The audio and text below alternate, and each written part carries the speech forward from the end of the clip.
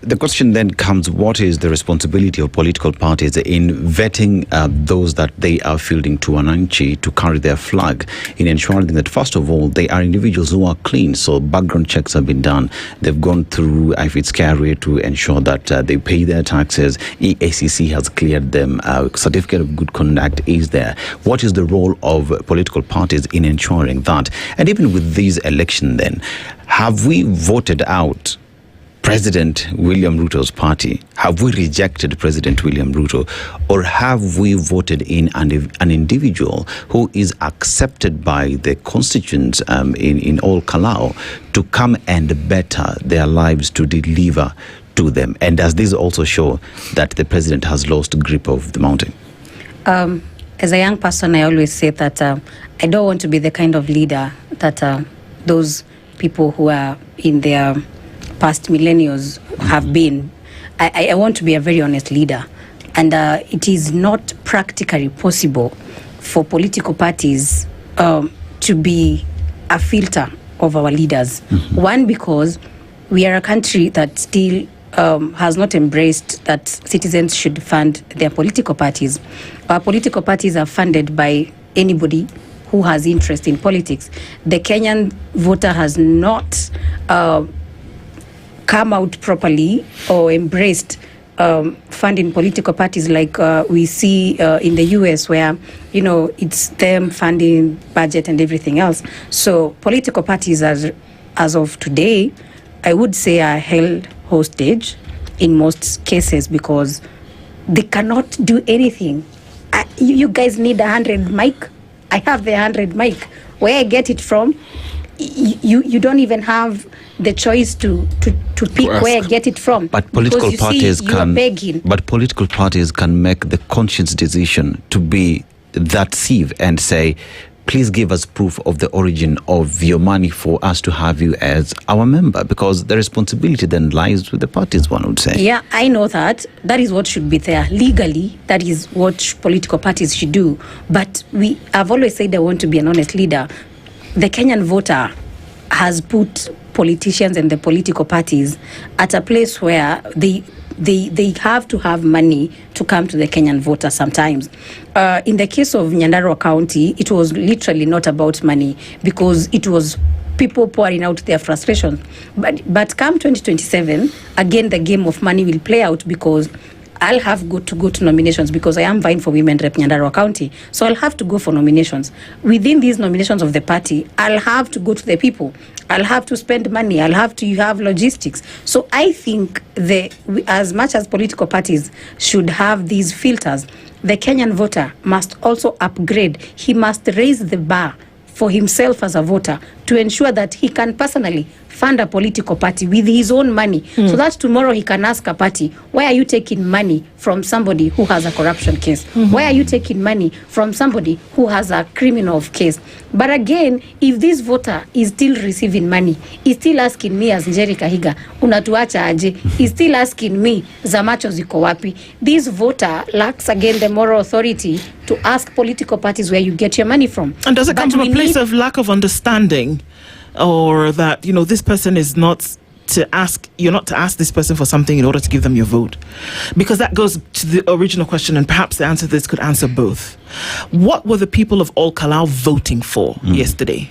The people of Ol-Kalou, first of all, in 2022, Sami was just a young man who was told, you know, you can rise up to the occasion. And he garnered 19,000 votes. And that could tell you that people saw leadership in him that time. The only difference was that he did not get enough votes to be a leader that time. But there were 19,000 people who saw some leadership in him, despite the fact that he only did campaigns for maybe 3 months because he was a last-minute thought for the UDA party. This time, the people of Nyandarua County, one, were giving a leader to the people of Ol-Kalou themselves. But also, again, they wanted to be very categorical that you can be a leader, but you need to be where the people are. You see, unfortunately, when we talk of democracy, we don't talk about the democracy of which particular people. It is the democracy of the people. So if the people decide that our political party in Nyandarua County is DCP party, then you have to align yourself with the party that your people want you to go represent them with. So what were they voting for, Njeri? Because by your own voted for- admission, the same gentleman put himself up in 2022, Yeah. and he was rejected. Look, when you don't win an election, in the majority, you've been rejected by the people. Not enough people accepted you to then make you a leader.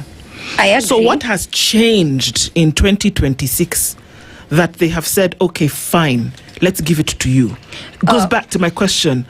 It is not who the people of Ol-Kalou are voting for, but there is something they voted for, and I'm trying to figure out what that is. First of all, you see, as a first-time aspirant in Nyandarua County, very few people, actually, nobody has vied for the first time and gotten an MP seat, maybe one or two. Okay. So it is a culture, or maybe it is just how hard politics is.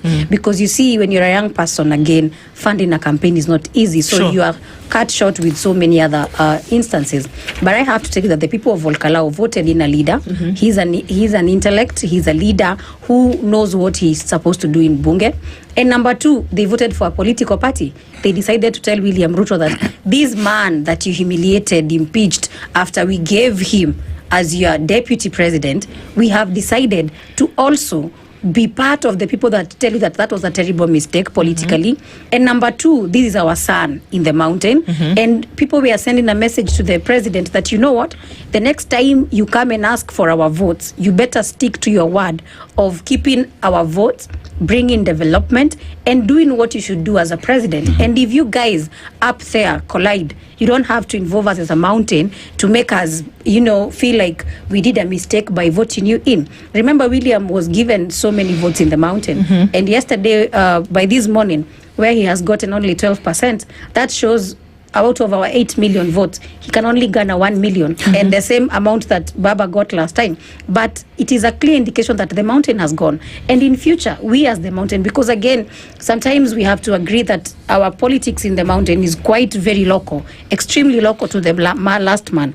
We have to agree that the people of the mountain don't want leaders who will go out there and forget that we, the voters, are the powerful people who have placed you in power. So how crucial or how significant was Rigath's ouster from office in this election, and does this cement his position as a kingpin of the region?